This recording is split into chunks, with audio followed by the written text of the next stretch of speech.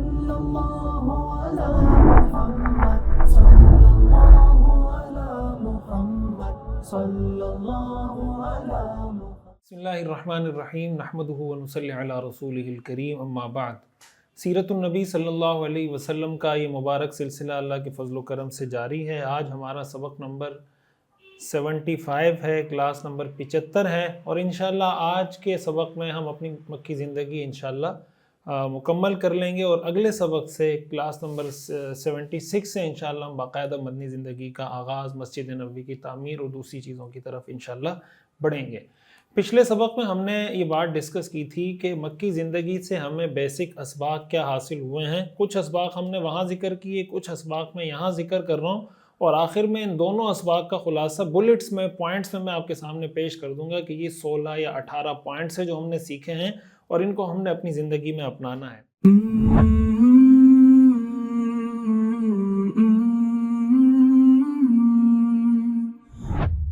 ایک اہم سبق جو مکی زندگی سے ہمیں حاصل ہوتا ہے، مکی زندگی کے خلاصے کے طور پر اگر ہم اس کو نکالیں، وہ صحابہ کرام رضوان اللہ علیہم اجمعین کی عظمت ہے، عظمت صحابہ۔ ہم نے یہ بات ڈسکس کی تھی کہ رسول اللہ صلی اللہ علیہ وسلم نے نظام سے پہلے افراد پہ محنت کی۔ آپ علیہ السلام نے لیڈر تیار کیے، آپ علیہ السلام نے ایسے افراد تیار کیے جو حضور علیہ السلام کی دی ہوئی امانت کو بحفاظت صحیح طریقے سے، اچھے طریقے سے امت تک پہنچا دیں۔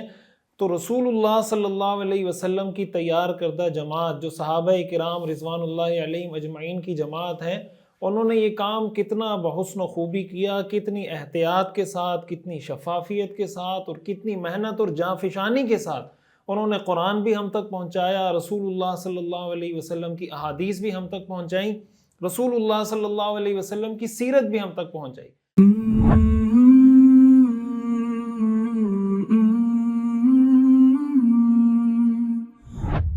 پھر آپ یہ دیکھیں کہ صحابہ کرام نے کس طریقے سے اپنی جان، مال، اولاد، گھر بار، سب چیزوں کی قربانی دی، سب کچھ نچھاور کر دیا اللہ اور اللہ کے رسول پر۔ انہوں نے دین کا جو علم تھا یہ محض ایک عقلی نالج کی حد تک نہیں سیکھا تھا کہ یار اچھی باتیں سیکھ لیں، دماغ میں یہ آ گیا، میں عالم بن گیا۔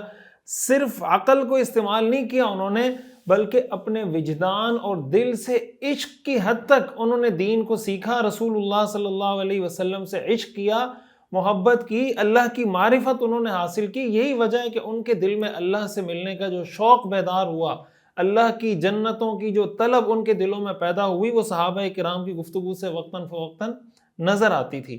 صحابہ کرام رضوان اللہ علیہم اجمعین کے بارے میں یہ بات یاد رکھیں، سیرت کا جو بھی کوئی واقعہ آپ پڑھیں گے وہ کسی صحابی کے واسطے سے ہم تک پہنچا ہے۔ پھر صحابہ کرام کے بارے میں یہ بات یاد رکھیں کہ رسول اللہ صلی اللہ علیہ وسلم کا سب سے پہلے ساتھ دینے والی جو جماعت تھی وہ کون تھے؟ وہ صحابہ کی جماعت تھی۔ میں اور آپ تو موجود نہیں تھے، نہ کوئی دانشور موجود تھا، نہ کوئی اسکالر موجود تھا، نہ کوئی پڑھا لکھا کوئی، بھائی صحابہ کرام کی جماعت تھی، السابقون الاولون، پھر والذین اتبعوہم بإحسان، وہ سارے موجود تھے جنہوں نے حضور علیہ السلام کو سپورٹ کیا، آپ علیہ السلام کے ساتھ کھڑے ہوئے۔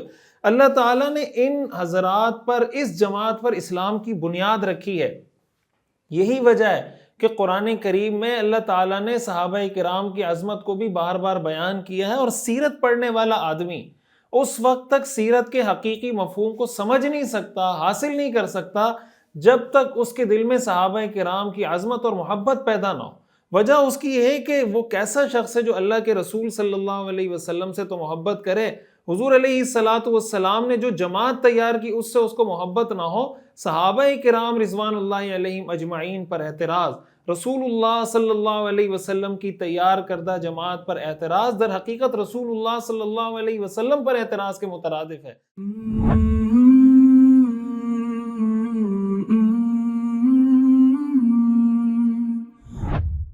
یہی وجہ ہے کہ قرآن کریم میں اللہ تعالیٰ نے صحابہ کرام کو معیار ایمان قرار دیا ہے۔ فَإِنْ آمَنُوا بِمِثْلِ مَا آمَنْتُمْ بِهِ فَقَدْ اهْتَدَوْا، کہ اگر یہ ایسے ایمان لے آئیں جیسے تم ایمان لائے ہو، صحابہ کے بارے میں کہا جیسے تم ایمان لائے ہو تو یہ ہدایت پر ہیں۔ صحابہ کرام کو اللہ نے قرآن کریم میں معیار ایمان قرار دیا۔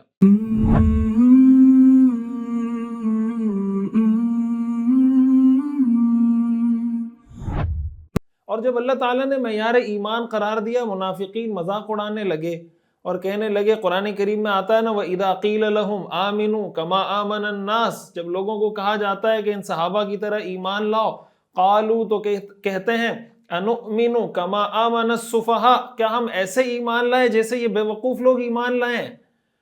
انہوں نے صحابہ کو کیا ٹائٹل دیا؟ بے وقوف۔ قرآن کا جواب دیکھیں، قرآن کہتا ہے الا انہم ہم السفہاء، خبردار یہ بات کان کھول کر سن لو، بے شک یہی لوگ بے وقوف ہیں۔ یہ تاکید اس میں بہت زیادہ ہے، الا انہم ہم السفہاء، بار بار کی 3 دفعہ تاکید کے ساتھ اللہ تعالیٰ فرما رہے ہیں جو صحابہ کو بے وقوف کہنے والے ہیں یہ خود بے وقوف ہیں۔ یہ قرآن کریم کا انداز ہے کہ جہاں کہیں کسی نے صحابہ پر طعن کیا، قرآن نے اسی طعنے کو اس پر لوٹایا۔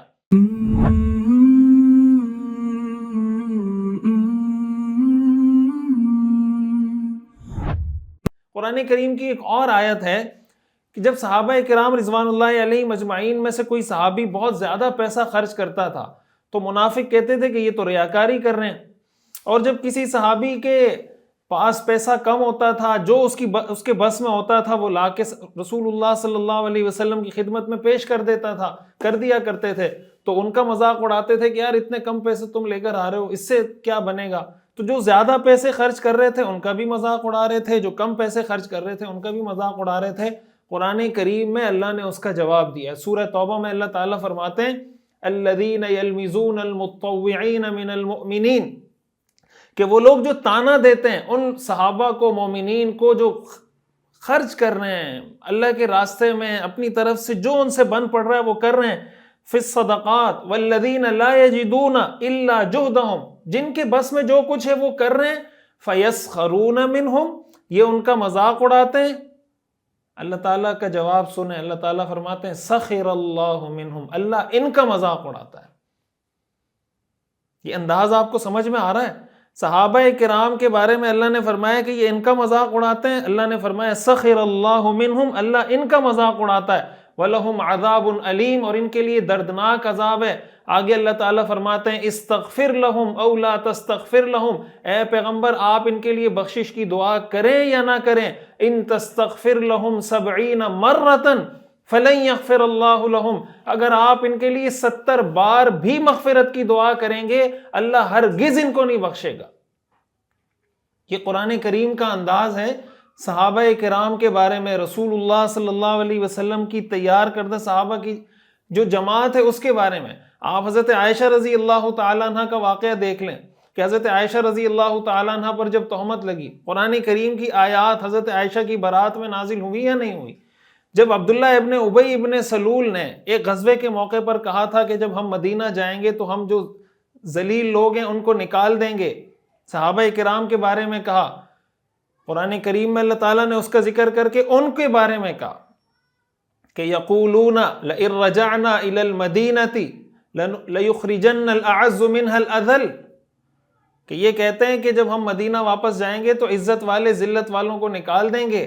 اللہ تعالیٰ نے فرمایا وَلِلَّهِ الْعِزَّةُ وَلِرَسُولِهِ وَلِلْمُؤْمِنِينَ، عزت اللہ کی ہے، اللہ کے رسول کی ہے، مومنین کون تھے؟ صحابہ تھے۔ یہ وہ صحابہ ہیں جن کے بارے میں قرآن کریم نے فرمایا وَلَكِنْ حَبَّبَ إِلَيْكُمُ الْإِيمَانَ، اللہ نے تمہارے لیے ایمان کو پسندیدہ بنا دیا ہے، وَزَيَّنَهُ فِي قُلُوبِكُمْ، تمہارے دلوں کے اندر اس کو مزین کر دیا ہے، وَكَرَّهَ إِلَيْكُمُ الْكُفْرَ وَالْفُسُوقَ وَالْعِصْيَانَ، اور تمہاری نظر میں کفر کو، فسق کو، گناہ، عصیان، اللہ کی نافرمانی کو ناپسندیدہ قرار دے دیا ہے۔ اللہ تعالیٰ فرما رہے ہیں اولئک هم الراشدون، یہی لوگ ہدایت یافتہ ہیں۔ ایک مقام پر اللہ تعالیٰ نے فرمایا اولئک هم المؤمنون حقا، کہ یہی مومن، حق مومن، سچے مومن، پکے مومن یہی صحابہ ہیں۔ قرآن کریم کی ایک اور آیت میں اللہ تعالیٰ کا ارشاد ہے والذین آمنوا وہاجروا وجاہدوا فی سبیل اللہ والذین آووا ونصروا اولئک هم المؤمنون حقا لہم مغفرۃ ورزق کریم، کہ وہ لوگ جو ایمان لائے، جنہوں نے ہجرت کی، جنہوں نے اللہ کے راستے میں جہاد کیا، جنہوں نے ٹھکانہ دیا، یعنی جو انصاری صحابہ تھے، وَنَصَرُوا، مدد کی، اولئک هم المؤمنون حقا، یہی پکے مومن ہیں، لہم مغفرۃ، ان کے لیے اللہ کی طرف سے بخشش کا پروانہ ہے، ورزق کریم، اور باعزت رزق ہے۔ ان سب آیات کو آپ سامنے رکھیں۔ اسی طرح صحابہ کرام رضوان اللہ علیہم اجمعین میں سے جو کمزور صحابہ تھے مالی اعتبار سے، جب مشرک اور سردار اور بڑے بڑے وڈیرے دیکھتے تھے نا کہ اللہ کے رسول کے پاس حضرت بلال، حضرت مقداد، حضرت عمار بیٹھے ہوئے، تو کہتے تھے کہ یہ آپ نے غریب غریب لوگوں کو بٹھایا ہوا ہے، آپ ان کو اپنے پاس سے ہٹائیں تو ہم آپ کے قریب آئیں نا، آپ ایسے لوگوں، یہ ہمارے کیلیبر کے لوگ تھوڑی ہیں۔ قرآن کریم نے ان کا دفاع کیا ہے۔ اللہ تعالیٰ نے حضرت جبریل علیہ السلام کو وحی دے کر بھیجا۔ قرآن کریم میں فرمایا وَلَا تَطْرُدِ الَّذِينَ يَدْعُونَ رَبَّهُمْ بِالْغَدَاةِ وَالْعَشِيِّ يُرِيدُونَ وَجْهَهُ، ان لوگوں کو اپنی مجلس سے نہ نکالنا جو صبح و شام اپنے پروردگار کو اس کی رضا حاصل کرنے کے لیے پکارتے رہتے ہیں۔ مَا عَلَيْكَ مِنْ حِسَابِهِمْ مِنْ شَيْءٍ وَمَا مِنْ حِسَابِكَ عَلَيْهِمْ مِنْ شَيْءٍ، ان کے حساب میں جو اعمال ہیں ان میں سے کسی کی ذمہ داری تم پر نہیں، اور تمہارے حساب میں جو اعمال ہیں ان میں سے کسی کی ذمہ داری ان پر نہیں۔ یعنی آپ کو یہ اجازت نہیں ہے کہ آپ صحابہ کرام کو ان کی وجہ سے نکال دیں، فَتَطْرُدَهُمْ، جس کی وجہ سے تم انہیں نکال باہر کرو، فَتَكُونَ مِنَ الظَّالِمِينَ، اور ظالموں میں شامل ہو جاؤ، اس کی اجازت نہیں ہے۔ اور آگے اللہ تعالیٰ فرماتے ہیں وَكَذَلِكَ فَتَنَّا بَعْضَهُمْ بِبَعْضٍ، اسی طرح ہم نے کچھ لوگوں کو دوسروں کے ذریعے آزمائش میں ڈالا ہے، لِيَقُولُوا، تاکہ وہ ان کے بارے میں یہ کہیں أَهَٰؤُلَاءِ مَنَّ اللَّهُ عَلَيْهِمْ مِنْ بَيْنِنَا، کیا یہ ہیں وہ لوگ جن کو اللہ نے ہم سب کو چھوڑ کر احسان کرنے کے لیے چنا ہے؟ یعنی معاذ اللہ کو ایمان اسلام کے لیے ان کمزور لوگوں کے علاوہ کوئی صحیح طاقتور لوگ نہیں ملے تھے۔ أَهَٰؤُلَاءِ مَنَّ اللَّهُ عَلَيْهِمْ مِنْ بَيْنِنَا، اللہ تعالیٰ فرماتے ہیں أَلَيْسَ اللَّهُ بِأَعْلَمَ بِالشَّاكِرِينَ، کیا اللہ اپنے شکر گزار بندوں کو سب سے زیادہ نہیں جانتا؟ اور پھر اللہ تعالیٰ نے فرمایا وَإِذَا جَاءَكَ الَّذِينَ يُؤْمِنُونَ بِآيَاتِنَا، اے پیغمبر جب آپ کے پاس آپ کے وہ صحابہ آئیں، آپ کے پاس جب وہ لوگ آئیں جو ہماری آیات پر ایمان رکھتے ہیں، فَقُلْ، تو آپ ان کو کہیے سلام علیکم، کہ تم پر سلامتی ہو، یعنی ان کو مرحبا کہیے، ان کو ویلکم کیجئے۔ کتب ربکم علی نفسہ الرحمہ، تمہارے پروردگار نے اپنے اوپر رحمت کا معاملہ لازم کر لیا ہے۔ اب آپ مجھے بتائیں جن صحابہ کرام کے بارے میں قرآن کریم کی اتنی آیات، یہ میں نے آپ کو چند منتخب آیات بتائی ہیں، کئی سینکڑوں آیات ہیں جو صحابہ کرام کے دفاع میں نازل ہوئی ہیں۔ صحابہ کرام کو جس نے جس طرز کا طعنہ دیا ہے قرآن کریم نے اسی طرز کا جواب اس کو دیا ہے۔ سورۃ المطففین میں آپ دیکھ لیں کہ اذا مروا بہم یتغامزون، کہ یہ جب صحابہ کے پاس سے گزرتے ہیں ایک دوسرے کو آنکھیں مارتے ہیں۔ وَإِذَا انْقَلَبُوا إِلَىٰ أَهْلِهِمُ انْقَلَبُوا فَكِهِينَ، جب اپنے گھر والوں کے پاس جاتے ہیں تو بڑے خوش و خرم جاتے ہیں کہ ہم ان کو چھیڑ کر آ رہے ہیں۔ وَإِذَا رَأَوْهُمْ قَالُوا إِنَّ هَٰؤُلَاءِ لَضَالُّونَ، جب صحابہ کو دیکھتے ہیں تو کہتے ہیں یہ گمراہ ہیں۔ اللہ تعالیٰ فرماتے ہیں فَالْيَوْمَ الَّذِينَ آمَنُوا مِنَ الْكُفَّارِ يَضْحَكُونَ، آج کے دن یعنی قیامت کے دن یہ ایمان والے، یہ صحابہ ان کافروں پر ہنسیں گے۔ عَلَى الْأَرَائِكِ يَنْظُرُونَ، تخت پر بیٹھ کر ان کا حشر دیکھ رہے ہوں گے۔ آگے اللہ تعالیٰ فرماتے ہیں هَلْ ثُوِّبَ الْكُفَّارُ مَا كَانُوا يَفْعَلُونَ، کیا کافروں کو ان کے کیے کا پورا پورا بدلہ مل گیا یا نہیں ملا؟ یہ انداز آپ دیکھ رہے ہیں، رسول اللہ صلی اللہ علیہ وسلم کی سیرت صحابہ کے بغیر نامکمل ہے۔ رسول اللہ صلی اللہ علیہ وسلم کی سیرت کے ہر واقعے میں آپ کو کسی نہ کسی صحابی کا کردار ملے گا۔ اس لیے یہ بات ہمیں اچھے طریقے سے سمجھ لینی چاہیے کہ صحابہ کرام قرآنی شخصیات ہیں، صحابہ کرام تاریخی شخصیات نہیں ہیں، قرآنی شخصیات ہیں۔ صحابہ کرام پر ایمان لانا، بلکہ صحابہ کرام جیسا ایمان لانا، یہ قرآن کا حکم ہے۔ تو جب صحابہ کرام جیسا ایمان لانا ہم پر لازم ہے تو صحابہ کرام ہمارے لیے معیار حق اور معیار ایمان ہے۔ اور جب اللہ تعالیٰ نے ان کا اتنا دفاع کیا ہے تو ہماری ذمہ داری ہے کہ سیرت بیان کرتے وقت صحابہ کرام رضوان اللہ علیہم اجمعین کی عظمت کو بار بار سلام کرتے رہیں، ان کو سلوٹ کرتے رہیں، ان کی عقیدت کے سامنے ہمارے سر جھکیں کہ یار کیا کمال کی جماعت تھی اللہ کے رسول صلی اللہ علیہ وسلم کی۔ رسول اللہ صلی اللہ علیہ وسلم نے ارشاد فرمایا لا تسبوا اصحابی، میرے صحابہ کو برا بلا مت کہو، فوالذی نفسی بیدہ، اس ذات کی قسم جس کے قبضے میں میری جان ہے، لو انفق احدکم مثل احد ذہبا، اگر تم میں سے کوئی شخص احد پہاڑ کے برابر سونا خرچ کرے، وہ میرے صحابی کے ایک مد کے صدقے کے برابر، بلکہ ایک مد کے آدھے کے صدقے کے برابر تک بھی نہیں پہنچ سکتا۔ صحابہ کرام رضوان اللہ علیہم اجمعین کی جماعت اسی وجہ سے، صحابہ کرام پر کسی تاریخی واقعے کی وجہ سے اگر کوئی طعن ہوتا ہے تو وہ تاریخی واقعہ ریجیکٹ ہوگا، قرآن کریم کو ترجیح حاصل ہوگی، اس لیے کہ سند کے اعتبار سے، قوت کے اعتبار سے، مستند ہونے کے اعتبار سے کسی تاریخی روایت کی قرآن کی کسی آیت کے مقابلے میں کوئی حیثیت نہیں ہے۔ رسول اللہ صلی اللہ علیہ وسلم نے بھی امت کو یہ ہدایت فرمائی ہے، سیرت پڑھے انسان اور صحابہ کرام رضوان اللہ علیہم اجمعین کی عظمت کے سامنے اس کا سر نہ جھکے، اس نے سیرت نہیں پڑھی۔ سورہ عبس آپ دیکھ لیں، عبس و تولا، وہ کیوں نازل ہوئی؟ ایک نابینا صحابی کے حق میں ان کا دفاع کرنے کے لیے اللہ تعالیٰ نے پوری سورت نازل کر دی۔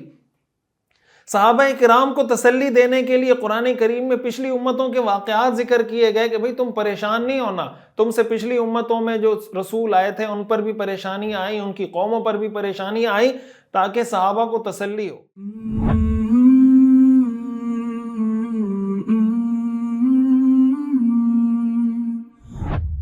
اور اس میں ایک میسج تو یہ ہے، دوسرا اہم میسج کہ جو کوئی آپ کا ہم مشن ساتھی ہوتا ہے، قرآن کریم میں دیکھیں اللہ تعالیٰ نے حضور علیہ السلام کو فرمایا وَشَاوِرْهُمْ فِي الْأَمْرِ، کہ ان کے ساتھ معاملات میں مشورہ کیا کریں۔ حالانکہ رسول اللہ صلی اللہ علیہ وسلم صاحب وحی، یہاں پر وحی نازل ہو رہی، آپ کو کیا ضرورت ہے کسی سے مشورہ کرنے کی؟ لیکن صحابہ کرام رضوان اللہ علیہم اجمعین کو ساتھ لے کر چلنا یہ قرآن کا حکم تھا۔ اس میں ہمارے لیے میسج ہے کہ آپ اگر کسی مشن پر، کسی پروجیکٹ پر، کسی منصوبے پر کام کر رہے ہیں اور آپ کے ساتھ کچھ مخلص لوگ ملے ہوئے ہیں تو ان کو وقتاً فوقتاً موٹیویٹ کرنا، ان کی حوصلہ افزائی کرنا، اگر کسی وجہ سے ان کو پریشانی ہو رہی ہے یا وہ ڈی موٹیویٹ ہو رہے ہیں تو ان کو بتانا اور دوبارہ ان کو ری موٹیویٹ کر کے دوبارہ بتانا، ان کو تسلی دینا، اگر وہ پریشانی میں ہیں تو پریشانی کی حالت میں ان کو تسلی دینا، یہ ایک قائد کی، ایک لیڈر کی ذمہ داری ہوتی ہے۔ ایک لیڈر اور ایک قائد ایسا نہیں ہوتا کہ آپ کے ساتھ کوئی مشن میں چل رہا ہے آپ اس سے کام تو لیتے رہیں اور جب اس پہ کوئی تکلیف، کوئی مصیبت آئے تو آپ اس کا پوچھیں نہیں۔ رسول اللہ صلی اللہ علیہ وسلم کی سیرت یہ نہیں ہے، بلکہ قرآن میں تو یہ اللہ کی سنت ہے۔ اللہ تعالیٰ نے صحابہ کرام کا بار بار دفاع بھی کیا ہے، بار بار پوچھا بھی ہے، بار بار تسلی بھی دی ہے۔ ہمارے ہاں کیا ہوتا ہے کہ جو بڑے لوگ ہوتے ہیں ان کا بعض اوقات یہ مزاج بن جاتا ہے کہ اپنے لوگوں سے شکوے، شکایت اور جناب ہر وقت ان سے بیزاری کا اظہار یہ تو بار بار کرتے رہتے ہیں، لیکن ان کا شکریہ ادا نہیں کرتے۔ حدیث میں آتا ہے من لم یشکر الناس لم یشکر اللہ، جو لوگوں کا شکریہ ادا نہیں کرتا وہ اللہ کا شکر ادا نہیں کر سکتا۔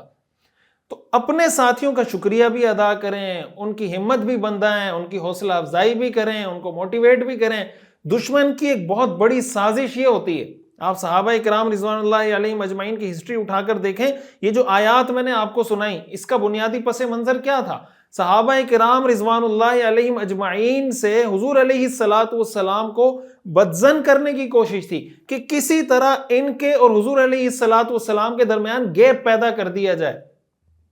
آج بھی دنیا میں یہ سازشیں ہوتی ہیں کہ اگر آپ کوئی کام کرنے جا رہے ہیں آپ کے مخلص لوگوں کے خلاف، بعض لوگ ہوتے ہیں نا نعرے وارے بہت لگا رہے ہوتے ہیں آپ کی حمایت میں، انسان یہ سمجھتا ہے کہ میرے اصل خیر خواہ وہ ہیں، لیکن جو گراؤنڈ پر بیٹھ کر خاموشی کے ساتھ آپ کے مشن سے وابستہ ہو کر، مخلص ہو کر لگے ہوئے ہیں اور آپ کے مشن کو سپورٹ کر رہے ہیں، دشمن کی یہ کوشش ہوتی ہے کہ کسی طرح ہم اپنی نام نہاد خیر خواہی کا اظہار کر کے اس کے ہم مشن مخلص ساتھیوں سے اس کو دور کر دیں، بدظن کر دیں۔ ایسے کسی بھی مرحلے پر ایک صحیح کامیاب قائد اور لیڈر کی نشانی یہ ہوتی ہے کہ اس کو یہ پتا ہونا چاہیے کہ میری ڈائریکشن کیا ہوگی، میں نے کس کے ساتھ کھڑا ہونا ہے، میں نے اپنے مخلص اور ہم مشن ساتھیوں کے ساتھ کھڑا ہونا ہے یا جو پروپیگنڈا کرنے والے لوگ ہیں۔ دیکھیں غلطیوں سے تو کوئی ہم میں سے مبرہ نہیں ہے، غلطیاں سب سے ہو سکتی ہیں، لیڈر سے بھی ہو سکتی ہے، کارکن سے بھی ہو سکتی ہے۔ آپ یہ دیکھیں کہ اگر ایک آدمی آپ کے ساتھ کسی مشن میں لگا ہوا ہے، چل رہا ہے، ہمت کر رہا ہے، محنت کر رہا ہے، اللہ کی سنت ہے ان کو موٹیویٹ کرنا، رسول اللہ صلی اللہ علیہ وسلم کی سنت ہے ان کو موٹیویٹ کرنا، سیرت کا سبق ہے، تو ہماری بھی ذمہ داری ہے کہ ہم اگر کوئی کسی کو دیکھیں کوئی اچھا کام کر رہا ہے یا ہم کوئی کام کر رہے ہیں اس میں ہمارے ساتھ لوگ مل رہے ہیں، ان کو موٹیویٹ کرنا، اب وہ چاہے سیاسی پارٹی کے سربراہان ہوں، کسی کمپنی کے آنر ہوں، کسی مدرسے کے محتمم ہوں، کسی اسکول کے پرنسپل ہوں، کسی یونیورسٹی کے چانسلر ہوں، کسی ڈپارٹمنٹ کے ڈین ہوں، آپ کے ساتھ چلنے والے لوگ، آپ کی ذمہ داری ہے کہ آپ ان کا خیال بھی کریں، ان کو موٹیویٹ بھی کریں، ان کو پوچھیں بھی اور ان کو آگے ساتھ لے کر بھی چلیں۔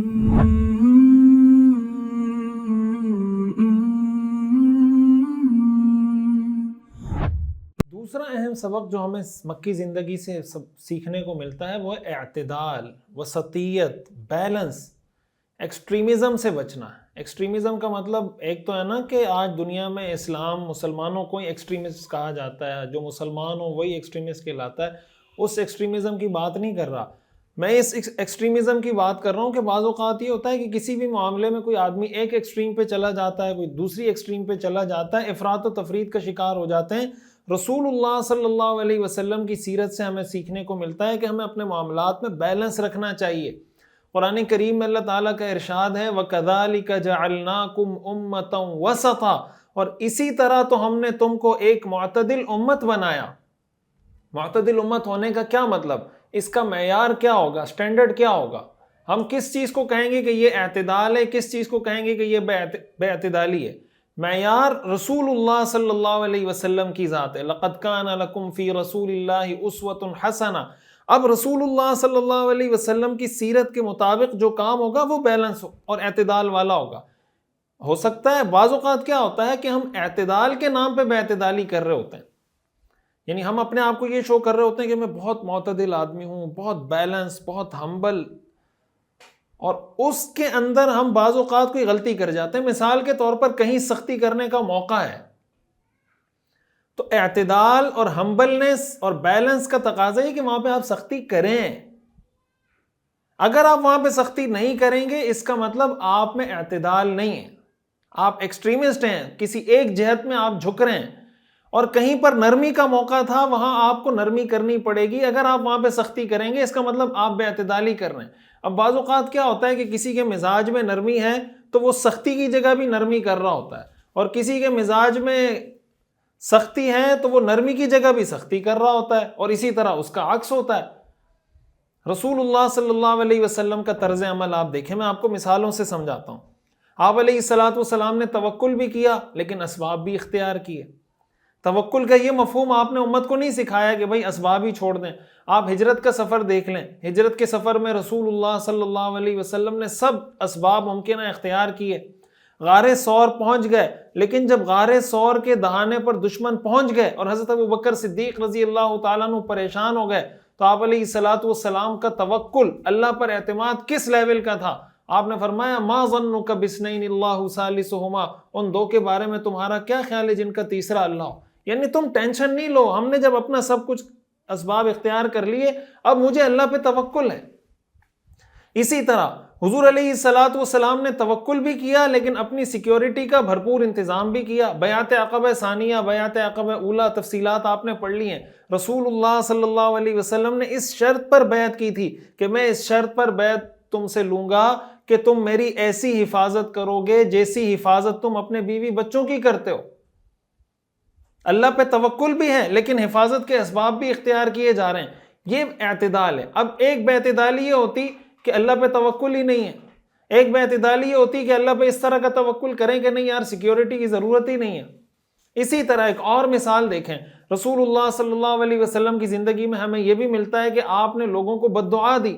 آپ سیرت کے واقعات میں پڑھ چکے ہیں کہ کچھ ایسے بدبخت لوگ تھے جو رسول اللہ صلی اللہ علیہ وسلم کے جانی دشمن تھے، عتبہ بن ربیعہ، شیبہ بن ربیعہ، ابو جہل، امیہ بن خلف۔ رسول اللہ صلی اللہ علیہ وسلم نے نام لے لے کر ان کے لیے بد دعائیں کی، اور طائف کے موقع پر آپ دیکھیں ان کو کئی دفعہ دلائل کے میدان میں رسول اللہ صلی اللہ علیہ وسلم نے لاجواب کیا، لیکن ان کا مقصد کوئی بات سمجھنا نہیں، صرف دشمنی، تشدد، ظلم، پریشان کرنا۔ طائف کے موقع پر آپ دیکھیں جب پہاڑوں کا فرشتہ آیا کہ یا رسول اللہ آپ بد دعا کر دیں، میں 2 پہاڑوں کو ملا کے ان کو پیس کے ختم کر دیتا ہوں، آپ علیہ الصلوۃ والسلام نے فرمایا لعل اللہ، کہ ہو سکتا ہے اللہ ان کی پشتوں سے کوئی ایسے لوگ پیدا کر دے جو اللہ کی توحید کے قائل ہوں۔ وہاں آپ نے بد دعا نہیں کی، آپ نے رشتہ داری اور صلہ رحمی بھی نبھائی، لیکن رشتہ داری اور صلہ رحمی کو دین کی دعوت کی راہ میں رکاوٹ بھی نہیں بننے دیا۔ یہی وجہ ہے کہ حضور علیہ الصلوۃ والسلام کو اپنے قبیلے کی بہت حد تک سپورٹ حاصل تھی کہ آپ رشتہ داری بھی نبھا رہے تھے، صلہ رحمی بھی کر رہے تھے، لیکن اپنے مشن سے پیچھے بھی نہیں ہٹ رہے تھے۔ آپ نے ہر طرح کی قربانیاں بھی دیں، تکلیفیں بھی برداشت کی، لیکن ساتھ ساتھ حکمت عملی بھی بناتے رہے۔ طائف تشریف لے کر گئے، وہاں کے لوگوں نے آپ علیہ الصلوۃ والسلام کی بات نہیں مانی، آپ علیہ الصلوۃ والسلام نے دوسری اسٹریٹجی بنائی۔ آپ علیہ الصلوۃ والسلام کے حکم سے ہجرت حبشہ ہوئی، پھر دوسری ہجرت حبشہ ہوئی، پھر ہجرت مدینہ ہوئی۔ آپ علیہ الصلوۃ والسلام سے یہ بھی ثابت ہے کہ آپ سے کسی نے سوال کیا، آپ نے اس کو بہت اپریشیٹ کیا۔ یہ بھی ثابت ہے کہ کسی نے کوئی بے ڈھنگا سوال کیا، آپ علیہ الصلوۃ والسلام نے اس پہ ناراضگی کا اظہار کیا۔ آپ علیہ الصلوۃ والسلام نے اجتماعی طور پر بھی لوگوں کو دعوت دی، انفرادی طور پر بھی دعوت دی۔ آپ نے سرداروں کو بھی دعوت دی، غلاموں کو بھی دعوت دی۔ یہ نہیں کہ صرف بڑوں کو دعوت دے رہے ہیں یا صرف غلاموں کو دعوت دے رہے ہیں، معاشرے کے پسے ہوئے طبقے کو بھی ٹارگٹ کیا، معاشرے کی جو ایلیٹ کلاس تھی اس کو بھی آپ نے ٹارگٹ کیا۔ یہ جو اعتدال اور وسطیت ہے، یہ رسول اللہ صلی اللہ علیہ وسلم کی سیرت کا حصہ ہے۔ آج کے دور میں ہمیں معاشرتی سطح پر، فیملی سطح پر، سوشل لائف کے اندر، پولیٹیکل لائف میں، ہر سطح پر ہمیں اس اعتدال کی ضرورت ہے، اخلاقی سطح پر، ہر سطح پر، حتیٰ کہ دین کے کاموں میں ہمیں اس اعتدال کی ضرورت ہے۔ قرآن کریم میں اللہ تعالیٰ نے منع فرمایا غلو فی الدین سے، یا اہل الکتاب لا تغلو فی دینکم۔ مثال کے طور پر آپ نے واقعات پڑھ رکھے ہیں، ایک آدمی کہتا ہے بس میں نماز پڑھتا رہوں گا، اس کو بیوی بچوں کے خرچے ورچے کی کوئی فکر نہیں ہے، بچوں کی ایجوکیشن کی کوئی پرواہ نہیں ہے، ان کی تربیت کی کوئی پرواہ نہیں، بس میں ساری زندگی نمازیں پڑھتا رہوں گا۔ یہ بے اعتدالی ہے، اس سے منع کیا گیا۔ مسلسل روزے رکھنا، یہ بے اعتدالی ہے، رسول اللہ صلی اللہ علیہ وسلم نے اس سے منع کیا۔ یہ جو میں بار بار بات کرتا ہوں نا کہ اپنے مزاج کو دین نہ بنائیں، یہ بے اعتدالی جو بنیادی طور پر آتی ہے وہ یہاں سے آتی ہے۔ اور اس یعنی ظلم در ظلم، ستم بالائے ستم، وہ یہ ہے کہ اس بے اعتدالی کو بعض اوقات اعتدال کا نام دے دیا جاتا ہے، اس بے اعتدالی کو دین کا نام دے دیا جاتا ہے۔ اب لوگوں کا یہ خیال ہے کہ اگر کوئی دیندار آدمی ہے، دین پر عمل کرنے والا ہے، اس کو غصہ آنا ہی نہیں چاہیے۔ غصے کی جگہ پر بھی اگر اس کو غصہ نہیں آ رہا تو بھائی اس کو تو یہ دیکھنا چاہیے کہ یہ انسان ہے یا نہیں۔ غصہ آنا الگ بات ہے، لیکن غصہ پی جانا، برداشت کر لینا، یہ الگ بات ہے۔ کہاں آپ نے کیا بات کرنی ہے؟ تو اعتدال، وسطیت، چیزوں کو بیلنس کے ساتھ لے کر چلنا، یہ رسول اللہ صلی اللہ علیہ وسلم کی مکی زندگی کا اہم ترین سبق ہے۔ یہ بے اعتدالی جب ہوتی ہے، اس سے دین کے ورژن بنتے ہیں۔ اسی بے اعتدالی کی وجہ سے کسی کے نزدیک غیرت کا کوئی معیار ہے، اب وہ غیرت کے معیار میں بے اعتدالی پہ چلا جائے گا۔ کسی کے نزدیک کوئی اور معیار ہے حیا کا، وہ حیا کے معیار میں کسی اور معیار پہ چلا جائے گا۔ کسی کی نظر میں عبادت کا کوئی معیار ہے، وہ کسی غلو کی حد تک چلا جائے گا۔ کوئی کسی خاص دینی کام سے وابستہ ہوا، وہ اس میں بعض اوقات غلو کی کیفیت میں چلا جاتا ہے۔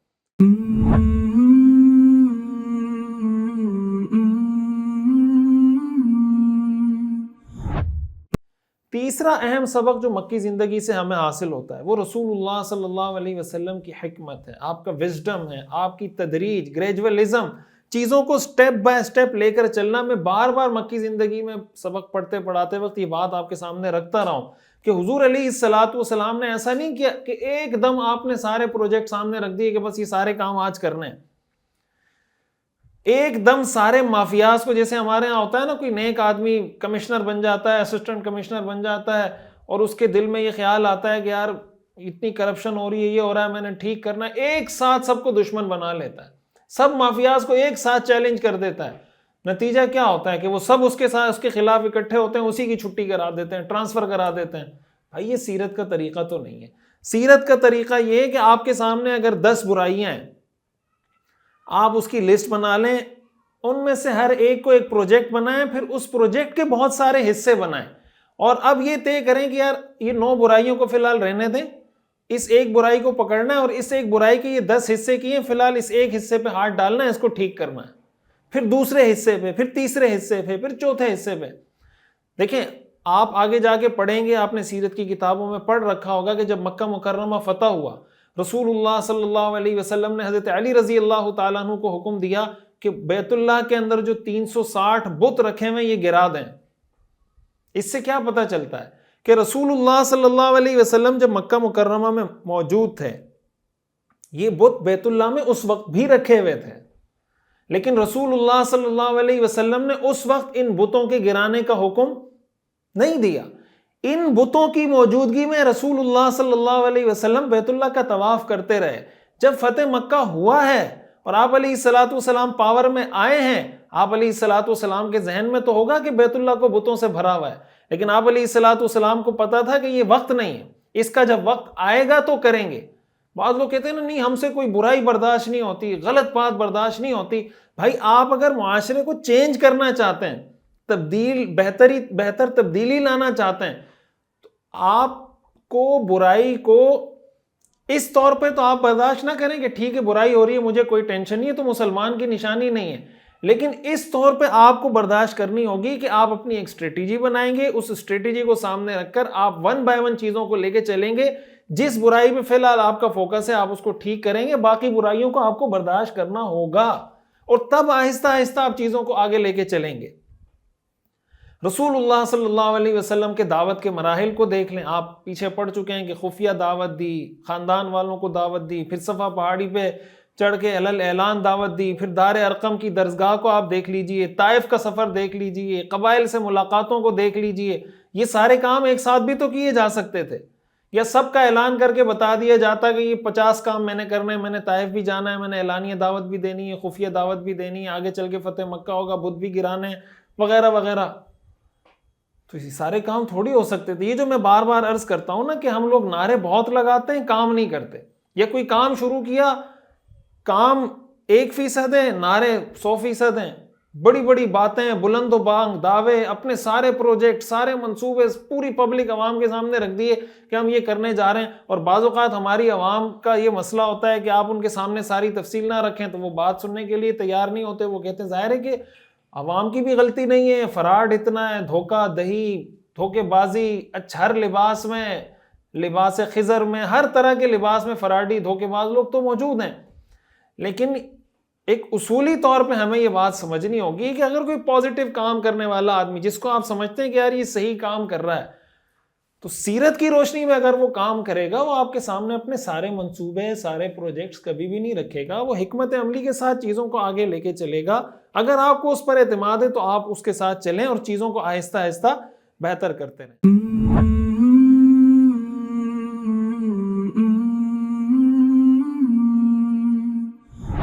ایک اور اہم سبق جو ہمیں مکی زندگی سے حاصل ہوتا ہے وہ ہے صبر، پیشنس، استقامت اور تصادم سے گریز اور لابنگ. رسول اللہ صلی اللہ علیہ وسلم کا صبر آپ دیکھیں، کیا کچھ حربے آپ پر نہیں آزمائے گئے. آپ علیہ الصلوۃ والسلام کے قدم ڈگمگائے نہیں، مشن سے پیچھے نہیں ہٹے، اور کوئی آپ نے تصادم کا راستہ بھی اختیار نہیں کیا.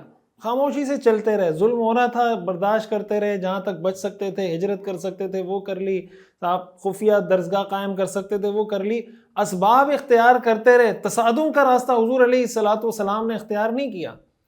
بڑے کام کرنے والے لوگ اپنا ظرف بہت بڑا رکھتے ہیں. راستے میں مشکلات آتی ہیں، تکلیفیں آتی ہیں، لوگ پتھر مارتے ہیں، انہی پتھروں کو جمع کر کے عمارت بنا کے اپنے آپ کو اور اونچا کرتے ہیں. یہ کوئی طریقہ نہیں ہوتا کہ آپ کو کسی نے ایک بات کی، آپ اس کے پیچھے پڑ گئے، پھر دوسرے نے بات کی، پھر اس کا جواب دینے لگ گئے، پھر اس نے بات کی. اپنے مشن پہ فوکس رکھیں. پھر رسول اللہ صلی اللہ علیہ وسلم حتی الامکان اس سے خود بھی بچتے تھے، صحابہ کرام کو بھی تلقین کرتے تھے. حدیث شریف میں آتا ہے نا کہ حضرت عبد الرحمن ابن عوف رضی اللہ تعالیٰ عنہ ایک مرتبہ حضور علیہ الصلوۃ والسلام کے پاس تشریف لائے. کچھ اور صحابہ کے بارے میں بھی آتا ہے کہ وہ حضور کے پاس آئے اور کہنے لگے کہ اللہ کے نبی، ہم جب مشرک تھے تو ہماری بڑی عزت تھی، جب سے ہم ایمان لائے ہیں تو دبتے جا رہے ہیں، دبتے جا رہے ہیں، دبتے جا رہے ہیں. آپ علیہ الصلوۃ والسلام نے فرمایا انی امرت بالعفو، مجھے معاف کرنے کا حکم دیا گیا ہے، فلا تقاتلوا، اس لیے لڑنا نہیں. اور آپ دیکھیں اس تصادم سے جب حضور علیہ الصلوۃ والسلام بچیں اس کا فائدہ کیا ہوا کہ جب تصادم کا وقت آیا اس وقت تک ایک ایسی مضبوط سٹرونگ جماعت حضور علیہ الصلوۃ والسلام تیار کر چکے تھے کہ پھر دشمن اس تصادم میں آپ کے سامنے ٹک نہیں سکا، بالآخر مکہ مکرمہ کے آپ علیہ الصلوۃ والسلام فاتح بنے۔ اب ہمارے ہاں ایک یہ جملہ یاد رکھیے گا، ہمارے ہاں لوگوں کے جذبات بہت اچھے ہوتے ہیں لیکن وہ اچھا جذبہ جذباتیت کا شکار ہو جاتا ہے۔ آپ نے اس بات کی کوشش کرنی ہے، مکی زندگی کا حاصل درس، کہ اپنے جذبے کو جذباتیت کی نظر مت ہونے دینا، اپنے جذبے کو سلامت رکھنا، اپنی انرجی کو سلامت رکھنا اور اس جذبے کو ساتھ رکھتے ہوئے حکمت کے ساتھ آگے بڑھتے رہنا۔ جذبے کو جب جذباتیت کا شکار کر دیا، اس کی مثال ایسے آپ کے جو برسٹ تھا آپ نے برسٹ مار دیا، ختم۔ اب جب آپ کے سامنے دشمن آئے گا آپ کیا کریں گے؟ رسول اللہ صلی اللہ علیہ وسلم کی مکی زندگی کا یہ اہم سبق ہے، اور یہ جو آپ علیہ الصلوۃ والسلام نے صحابہ کی تربیت کی ہے نا صبر پر، صحابہ کرام کے اندر جو بہت بڑی بڑی صفات پیدا ہوئی ہیں، ان صفات کے پیدا کرنے میں بہت بڑا کردار اس صبر کا ہے جس کی تربیت رسول اللہ صلی اللہ علیہ وسلم نے صحابہ کی تھی۔ اس کا فائدہ یہ ہوتا ہے کہ جب کوئی مشکل پریشانی تکلیف آتی ہے انسان سوچتا ہے، غور کرتا ہے کہ نہیں فوری رسپانس نہیں کرنا۔ کہتے ہیں ایک ریئیکشن ہوتا ہے ایک رسپانس ہوتا ہے، ریئیکشن نہ کریں، رسپانس دیں، سوچ سمجھ کر جواب دیں۔ اپنی جو چابی ہے وہ کسی اور کے ہاتھ میں نہ دیں، کہ جب کسی کے دل میں آئے کہ اس کو وہ کرنا ہے، گرم کرنا ہے، وہ 2-3 باتیں کریں، آپ ایسے گرم ہوئے کہ اپنے مشن سے ہٹ کے اس پہ لگ گئے۔ اپنی چابی اپنے پاس رکھیں، یہ نہیں کہ جب آپ کو کوئی گرم کرنا چاہے گا آپ کو گرم کر دے گا، آپ بس اسی پہ لگے رہیں گے، اپنے مشن کو چھوڑ دیں گے۔ رسول اللہ صلی اللہ علیہ وسلم نے صحابہ کرام کی یہ تربیت کی تھی۔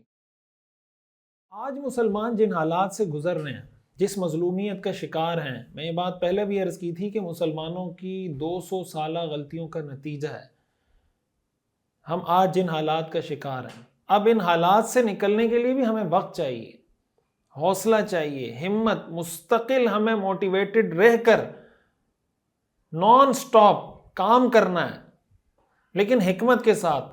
آج بھی یہی ہو رہا ہے کہ بہت سے لوگ اٹھتے ہیں جذباتی نعرے لگاتے ہیں، یہ کر دو، نظام کو تبدیل کر دو، اور جناب آپ کیا کر رہے ہیں؟ کچھ نہیں کر رہے ہیں، باتیں، کوئی روڈ میں کوئی نظام کوئی سسٹم نہیں ہوتا۔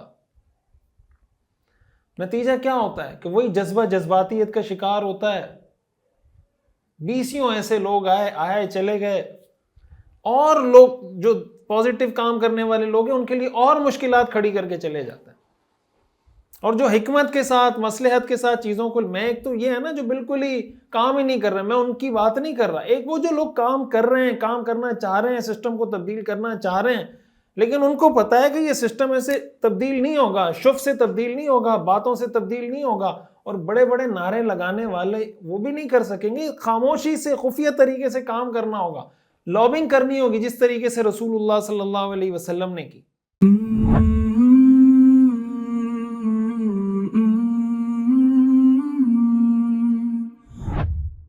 ایک اور اہم سبق جو ہمیں سیرت مکی زندگی سے حاصل ہوتا ہے، آپ پہلے پڑھ چکے ہیں، حضور علیہ الصلوۃ والسلام نے 3 طرح کے طبقات کو ٹارگٹ کیا تھا، نوجوانوں کو، خواتین کو، اور مثبت پازیٹیو مائنڈ سیٹ رکھنے والوں کو۔ یہ معاشرے کے وہ لوگ ہیں جو آپ کا بھی ہدف ہونے چاہیے، نوجوان، مثبت ذہن رکھنے والے لوگ اور خواتین، یہ مل کے جب کسی کام کو لے کر آگے بڑھتے ہیں تو ان کے اندر اللہ تعالیٰ نے یہ صلاحیت رکھی ہے کہ یہ اس کو ایک مشن بنا کے آگے بڑھا سکتے ہیں۔ اس لیے میں آپ سے یہ گزارش کروں گا کہ سیرت کے اس مشن سے ہم بھی کوشش کر رہے ہیں، آپ بھی کوشش کریں، نوجوانوں کو جوڑیں، خواتین کو جوڑیں، جو مثبت ذہن رکھنے والے لوگ ہیں ان کو جوڑیں، جو کچھ کرنا چاہتے ہیں ان کو بتائیں کہ اس طریقے سے ہم یہ کام کر رہے ہیں، سیرت پڑھ رہے ہیں، اور پھر چیزوں کو سیرافائی کرنے کی کوشش کر رہے ہیں۔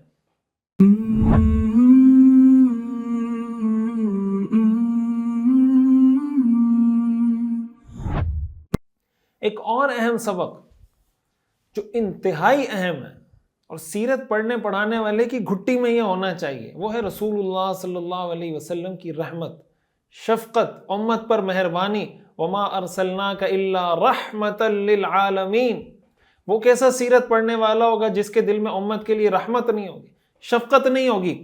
قرآن کریم میں اللہ تعالیٰ نے رسول اللہ صلی اللہ علیہ وسلم کے بارے میں فرمایا لقد جاءکم رسول من انفسکم، تمہارے پاس ایک ایسا رسول آیا ہے جو تم ہی میں سے ہے، عزیز علیہ ما عنتم، جس کو تمہاری ہر تکلیف بہت بھاری لگتی ہے، حریص علیکم، جسے تمہاری بھلائی کی دھن لگی ہوئی ہے، بالمؤمنین رؤوف رحیم، جو مومنوں کے لیے انتہائی شفیق نہایت مہربان ہے۔ رسول اللہ صلی اللہ علیہ وسلم کی یہ صفت ہے، آپ کی سیرت پڑھنے والے کی بھی یہ صفت ہونی چاہیے۔ آپ علیہ الصلاۃ والسلام اپنے مخاطبین کو، اپنی آڈینس کو دشمن سمجھ کے ڈیل نہیں کرتے تھے۔ آپ علیہ الصلاۃ والسلام کا رویہ مخاطب کے ساتھ ایسا ہوتا تھا جیسے سامنے مریض ہے۔ جو مریض ہوتا ہے ڈاکٹر اس پر رحم کرتا ہے، اس پہ ترس کھاتا ہے، اس پہ شفقت کرتا ہے۔ ڈاکٹر مریض سے نفرت نہیں کرتا، ڈاکٹر ایک مریض کو دشمن کے طور پہ ٹریٹ نہیں کرتا، وہ اس پہ رحم کھا رہا ہوتا ہے، ترس کھا رہا ہوتا ہے، وہ چاہتا ہے کہ یہ کسی طرح ٹھیک ہو جائے۔ رسول اللہ صلی اللہ علیہ وسلم کی سیرت پڑھنے والے ایک شخص کا، ایک مسلمان کا جو اللہ کے رسول کو رول ماڈل مانتا ہو اور کوئی بہتری، کوئی اصلاح کرنا چاہتا ہو، اس کا رویہ بھی سامنے والوں کے ساتھ ایسا ہی ہوتا ہے۔ وہ ایک والد کے روپ میں ہو، وہ ایک شوہر کے روپ میں ہو، وہ ایک ٹیچر کے روپ میں ہو، وہ کسی قائد اور لیڈر کی شکل میں ہو، کسی سوشل ورکر کی شکل میں ہو، سختی، ترش روئی، یہ مزاج اپنا کر مخاطب کو ڈیل کرنا نارمل حالات میں یہ رسول اللہ صلی اللہ علیہ وسلم کا طریقہ نہیں۔ آپ علیہ الصلاۃ والسلام نے فرمایا میری مثال اس شخص کی طرح ہے کہ کسی نے آگ جلائی اور جب اس آگ کے ارد گرد کی جگہ کو روشن کر دیا تو اس میں پتنگے، پروانے، حشرات الارض گرنے لگے، اور وہ شخص ان کو آگ میں گرنے سے روکتا ہے اور وہ اس پر غالب آ کر آگ میں دھڑا دھڑ گرنے لگتے ہیں۔ آپ نے فرمایا میری مثال اور تمہاری مثال یہی ہے۔ آپ نے فرمایا انا آخذ بحجزکم عن النار، میں تمہاری کمر سے پکڑ پکڑ کے تمہیں جہنم سے روک رہا ہوں کہ ہلم عن النار، ہلم عن النار، ہلم عن النار، بھائی جہنم سے ہٹ جاؤ، جہنم سے دور ہو جاؤ، جہنم سے دور ہو جاؤ، فتغلبونی، تم لوگ میری بات نہ مان کر مجھ پر غالب آ رہے ہو، جہنم میں گرتے چلے جا رہے ہو۔ یہ رسول اللہ صلی اللہ علیہ وسلم کی رحمت اور شفقت ہے۔ اور آپ علیہ الصلاۃ والسلام کا یہ رحمت اور شفقت کا معاملہ ایسا نہیں کہ صرف کوئی بڑے بڑے معاملات میں، چھوٹی چھوٹی چیزوں میں آپ علیہ الصلاۃ والسلام اس چیز کا خیال رکھتے تھے۔ یہی وجہ ہے حضور علیہ الصلاۃ والسلام نے فرمایا یسروا ولا تعسروا، آسانیاں پیدا کرو، مشکل پیدا مت کرو، وبشروا ولا تنفروا، لوگوں کو خوشخبریاں دو، لوگوں کو دین سے متنفر مت کرو۔ حدیث شریف میں آتا ہے ما خیر رسول اللہ صلی اللہ علیہ وسلم بین امرین الا اختار احونہما، کہ جب بھی حضور علیہ الصلاۃ والسلام کو دو کاموں میں اختیار دیا جاتا، آپشن دے دیے جاتے کہ آپ یا یہ کر لیں یا یہ کر لیں، آپ علیہ الصلاۃ والسلام اس میں سے جو آسان والا آپشن تھا اس کو سلیکٹ کر کے وہ کام کرتے تھے۔ وجہ کیا تھی کہ کہیں میرے یہ عمل، مشکل والا عمل کرنے کی وجہ سے میری امت مشکل میں نہ پڑ جائے۔ آپ علیہ الصلاۃ والسلام نے فرمایا انی لاقوم فی الصلاۃ ارید ان اطول فیہا، بعض اوقات میں نماز پڑھانے کے لیے کھڑا ہوتا ہوں اور میرا جی چاہتا ہے کہ میں لمبی نماز پڑھاؤں، فاسمع بکاء الصبی، اتنے میں مجھے کسی بچے کے رونے کی آواز آتی ہے، فاتجوز فی صلاتی، تو میں اپنی نماز کو مختصر کر دیتا ہوں، شارٹ کر دیتا ہوں، کراہیت ان اشق علی امہ، اس لیے کہ مجھے یہ بات پسند نہیں ہے کہ میں اس بچے کی ماں کو مشقت میں ڈالوں۔ ہمارے ہاں تو کوئی مسجد میں 5 6 7 سال کا بچہ آ جائے، ہم لوگ ماشاءاللہ سے کیا اس کا حشر نشر کرتے ہیں، ایک ادھر دھکا دیتا ہے، ایک ادھر دھکا دیتا ہے، ایک پیچھے کرتا ہے، ایک گریبان سے پکڑ کے کھینچتا ہے، کچھ لوگ تو تھپڑ بھی مار دیتے ہیں۔ کیوں بھائی؟ شرارت کر رہے ہیں، پریشان کر رہے ہیں، بھائی بچہ ہے شرارت تو کرے گا۔ رسول اللہ صلی اللہ علیہ وسلم نے فرمایا کہ میں اس وجہ سے کہ اس کی ماں کو تکلیف ہوگی نماز مختصر کر دیتا ہوں تاکہ یہ بچہ اپنی ماں کے پاس چلا جائے۔ یہ حضور علیہ الصلاۃ والسلام کی شفقت تھی۔ آپ علیہ الصلاۃ والسلام کی رحمت، شفقت، اس امت سے محبت، اس کے واقعات تو ایسے ہیں کہ انسان پڑھے نا تو سوچتا ہے کہ یار اب بھی اگر ہم حضور علیہ الصلاۃ والسلام کے فالوور نہیں بنیں گے، آپ علیہ الصلاۃ والسلام کی سنتوں پر عمل کرنے والے نہیں بنیں گے، تو پھر ہم کب بنیں گے؟ کیا کوئی کسی سے اتنی محبت کرتا ہے جتنی محبت اللہ کے رسول ہم سے کرتے ہیں؟ بہت بڑا مسئلہ کیا ہوتا ہے کہ ہم معاشرے میں بعض اوقات لوگوں کو ستاتے ہیں اور دین کو بیچ میں لا کر دوسروں کو ستا رہے ہوتے ہیں۔ فراڈ کرنا ہوتا ہے تو دین کو بیچ میں لا کر سامنے والے کے ساتھ فراڈ کر رہے ہوتے ہیں، اس کا نتیجہ یہ نکلتا ہے کہ لوگ دین سے متنفر ہوتے ہیں۔ اگر کسی نے کوئی برائی کرنی ہے نا تو بھائی ڈائریکٹ برائی کریں نا، دین کو بیچ میں لا کے برائی کرتے ہیں، لوگ دین سے متنفر ہوتے ہیں۔ یہ دین پر بہت بڑا ظلم کر رہے ہیں ہم لوگ، کسی کو ستانا ہے۔ اب دین کے نام پہ آپ مثالیں اس کی بہت ہیں، دین کے نام پہ بعض اوقات آپ لوگوں کو ستا رہے ہوتے ہیں۔ ایک آدمی ہے مثال کے طور پر، وہ اپنی کسی مصروفیت میں اور آپ اس کو مصروفیت وہ کام کرنے نہیں دے رہے، مثال کے طور پر اس کی جاب ہے، وہ اپنی جاب ڈیوٹی ٹائم میں اپنی ڈیوٹی کر رہا ہے، آپ اس کو جا کے کہتے ہیں کہ میرے ساتھ بیٹھ کے میں قرآن کریم کا ترجمہ پڑھ رہا ہوں، ترجمہ سنو، اور آپ کو پتا ہے کہ اس کا ڈیوٹی ٹائم ہے، شریعت یہ کہتی ہے کہ اس ٹائم میں اس کو ترجمہ سن، کوئی کام کرنے کی اجازت نہیں، اپنا کام کرے فرائض کے علاوہ۔ اب یہ جو آپ اس کو پریشان کر رہے ہیں اور اس کی پریشانی کی وجہ سے اس کے آنر کو پریشانی ہوگی، ڈائریکٹر کو پریشانی ہوگی کہ یار میں اس کو تنخواہ قرآن کی تلاوت کی دیتا ہوں یا کام کرنے کی دیتا ہوں۔ آپ دین کو بیچ میں لا کے ستا رہے ہیں نا، کوئی گڑبڑ کرے گا آپ گستاخی کا فتویٰ لگا دیں گے۔ اسی طرح بعض لوگ داڑھی ٹوپی، سب کی بات نہیں کر رہا لیکن یہ ہمارے معاشرے کی ریالٹی ہے، داڑھی انہوں نے اس لیے رکھی ہوتی ہے کہ یار ویسے فراڈ کروں گا کوئی مانے گا نہیں، لیکن داڑھی ہوگی، پگڑی ہوگی، ہاتھ میں تسبیح ہوگی، 10 لوگ کہیں گے یار صوفی آدمی ہے، یہ تو فراڈ نہیں کرے گا، دھوکہ نہیں دے گا۔ کئی ایسے واقعات مجھے کچھ دن پہلے ہمارے ساتھی بتانے لگے کہ ان کے ماموں کے پاس کوئی اکاؤنٹنٹ تھا اور اذان ہوتے ہی جناب وہ مسجد میں پہلی صف میں بیٹھا ہوتا تھا اور کوئی 1.5 کروڑ روپے کا چونا لگا کے وہ وہاں سے شارٹ ہو گیا، اسکول تھا ان کا۔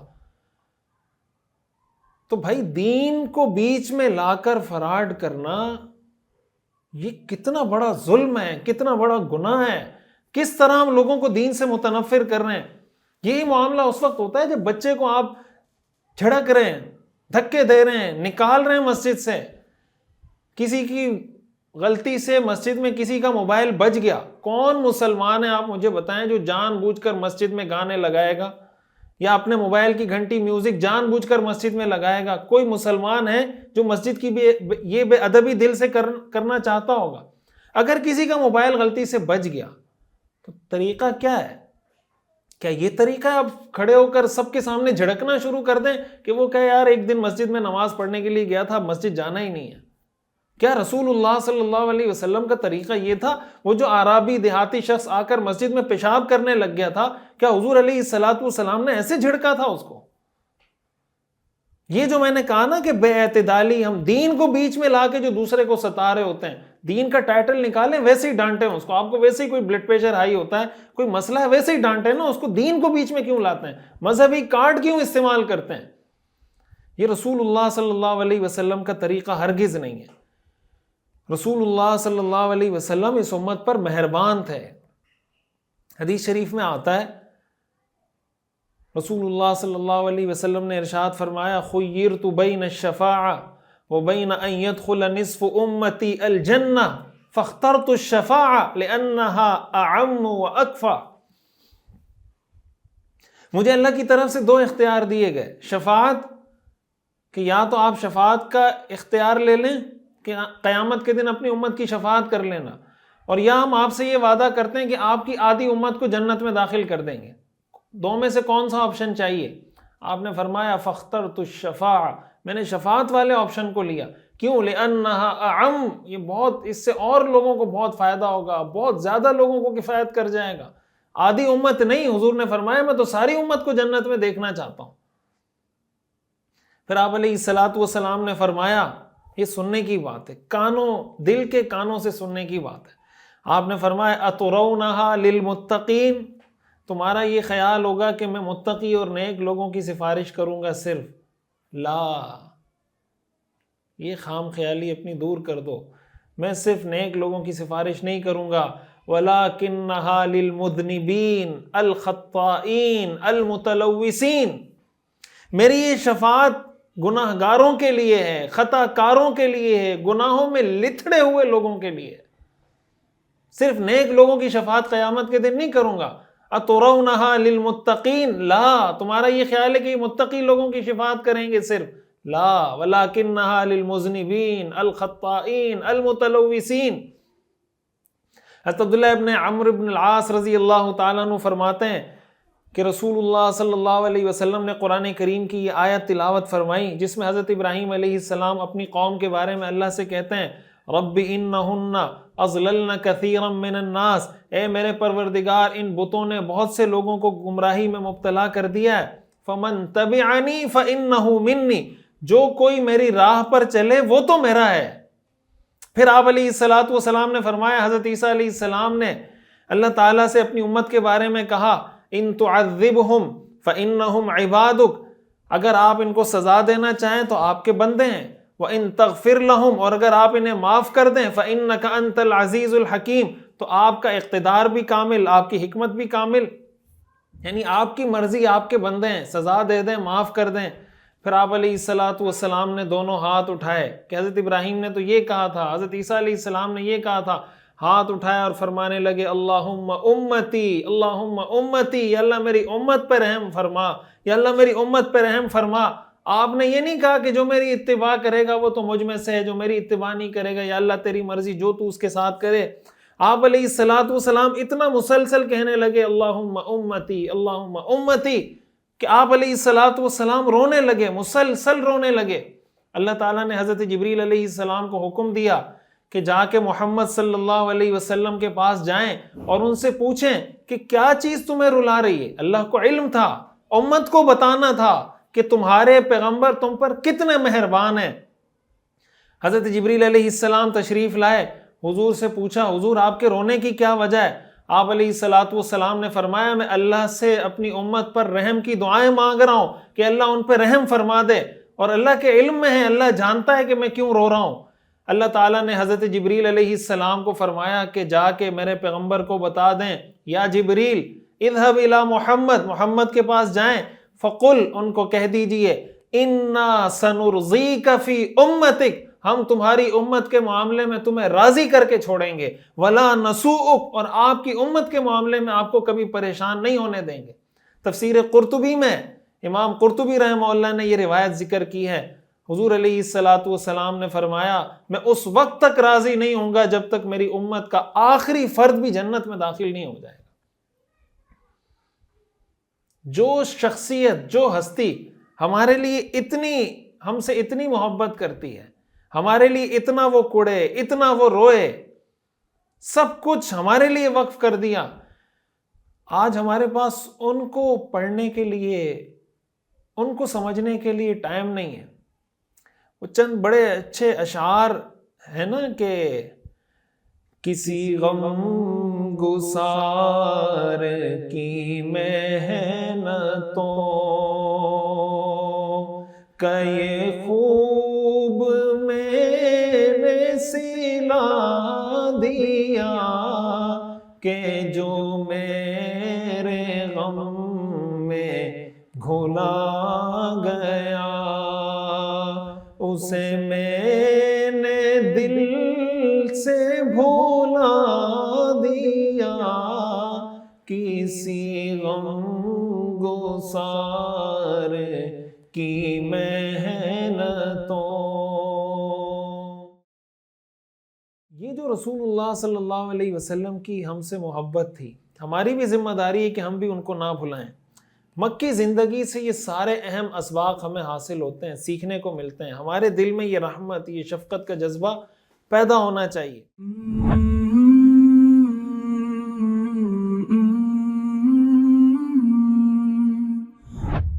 میں آخر میں مکی زندگی کا جو پہلا سبق ہم نے پڑھا 74 اور اب یہ 75، اس کا خلاصہ آپ کے سامنے رکھ دیتا ہوں بلٹس میں، پوائنٹس میں۔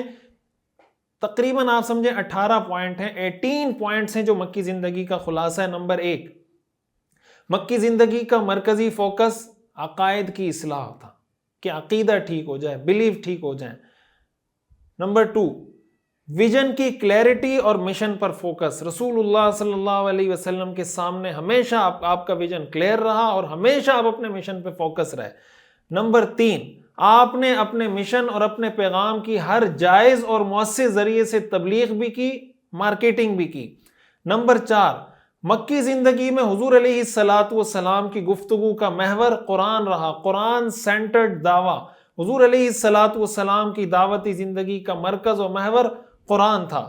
نمبر 5، اللہ کے قانون فطرت کو سمجھا اور آپ علیہ السلام نے اللہ کے قانون فطرت کے مطابق اپنی منصوبہ بندی کی. اور نمبر 6 کہ اللہ کا قانون فطرت کیا ہے کہ اللہ کسی قوم کی حالت اس وقت تک نہیں بدلتا جب تک وہ قوم اپنی حالت بدلنے کا خود فیصلہ نہ کر لے. نمبر 7، ہمیشہ حضور علیہ السلام پر امید رہے، مایوس ہونے سے کبھی مایوس نہیں ہوئے. آپٹیمزم حضور علیہ السلام کی مکی زندگی کی انتہائی اہم صفت ہے. نمبر 8، نظام سازی سے پہلے حضور علیہ السلام نے افراد سازی پر محنت کی. آپ نے ایک ٹیم بلڈ کی، آپ نے لیڈر تیار کیے. نمبر 9، حضور علیہ السلام کی مکی زندگی میں ہمیں حضور علیہ السلام کی کردار کی پاکیزگی ملتی ہے. سچائی اور امانت حضور علیہ السلام کی پہچان تھی. نمبر 10، سیرت کی مکی زندگی میں ہمیں اسلام کی جامعیت کی ایک عملی تصویر ملتی ہے کہ جو ایک محدود تصور دین کا تھا، مکی زندگی کی سیرت پڑھنے کے بعد ہمیں اسلام کا ایک جامع تصور سمجھ میں آتا ہے. نمبر 11، حضور علیہ السلام نے صحابہ کرام کے تزکیہ نفس پر محنت کی، عبادات کے ذریعے بھی، اور ہر ان جائز کاموں میں اچھی نیت بتلا کر کہ اچھی نیت کرنے سے وہ کام عبادت بن جاتے ہیں. نمبر 12، صحابہ کرام رضوان اللہ علیہم اجمعین کی عظمت کا درس ہمیں مکی زندگی سے ملتا ہے. نمبر 13، اپنے ہم مشن ساتھیوں کو ساتھ لے کر چلنا، ان کو تسلی دینا، موٹیویٹ کرنا، حوصلہ دینا، یہ رسول اللہ صلی اللہ علیہ وسلم کی مکی زندگی کا ایک اہم سبق ہے. نمبر 14، ہر کام اور ہر طرز عمل میں اعتدال، وسطیت اور بیلنس کے ساتھ وہ کام کرنا. نمبر 15، حکمت، وزڈم، تدریج، گریجولیزم کے ساتھ کسی بھی کام کو آگے لے کے بڑھنا. نمبر 16، صبر، استقامت، تصادم سے گریز اور لابنگ کرنا. نمبر 17، نوجوانوں، خواتین اور مثبت سوچ رکھنے والے لوگوں پر محنت کرنا. نمبر 18، رحمت، شفقت اور نرمی کو اپنا مزاج بنانا. یہ رسول اللہ صلی اللہ علیہ وسلم کی مکی زندگی کے اہم اسباق ہیں. اللہ تعالیٰ ہمیں انہیں سمجھنے کی، عمل کرنے کی، دل میں اتارنے کی، اپنی روح میں اتارنے کی توفیق بھی عطا فرمائے. رسول اللہ صلی اللہ علیہ وسلم کا سچا عشق بھی نصیب فرمائے اور آپ علیہ السلام کی سچی اتباع بھی نصیب فرمائے. وآخر دعوانا ان الحمد للہ رب العالمین.